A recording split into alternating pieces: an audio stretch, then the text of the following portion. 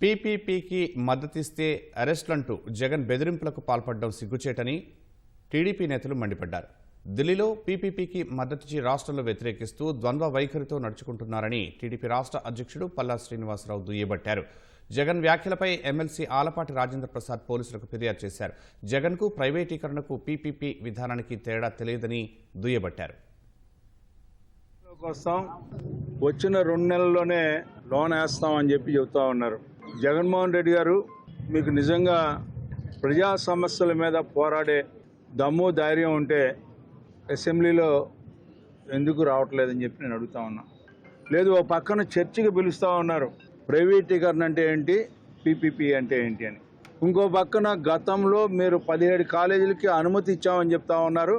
ఎన్ని వేల కోట్లు కేంద్రం నుంచి దగ్గర నుంచి తీసుకొచ్చారు, దాంట్లో ఎంత ఖర్చు పెట్టారు, ఎన్ని కాలేజీలని పూర్తి చేశారు, ఎన్ని సీట్లు తీసుకురావడానికి మీరు చేసినటువంటి ప్రయత్నం దోహదపడినాయి అని చెప్పి అడుగుతా ఉన్నాం. ఈ ప్రభుత్వం మీద నీకేమీ విమర్శించే స్థాయి లేకపోయినా కూడా ఇవాళ ఈ పీపీపీ మోడల్ని, పీపీపీలో ఉన్న విధానాలని, విధి విధానాలని మాట్లాడకుండా కేవలం ప్రైవేటీకరణ అని చెప్పి 2019లో ఏ రకంగా ఎన్నికల ముందు మాయ చేయడానికి ప్రజల్ని ప్రయత్నించావో ఒక్కసారి అన్నట్టుగా ఈ రోజున మరొకసారి మాయ చేయడానికి నువ్వు ప్రయత్నించే విధానం అందరూ కూడా గమనిస్తూ ఉన్నారు.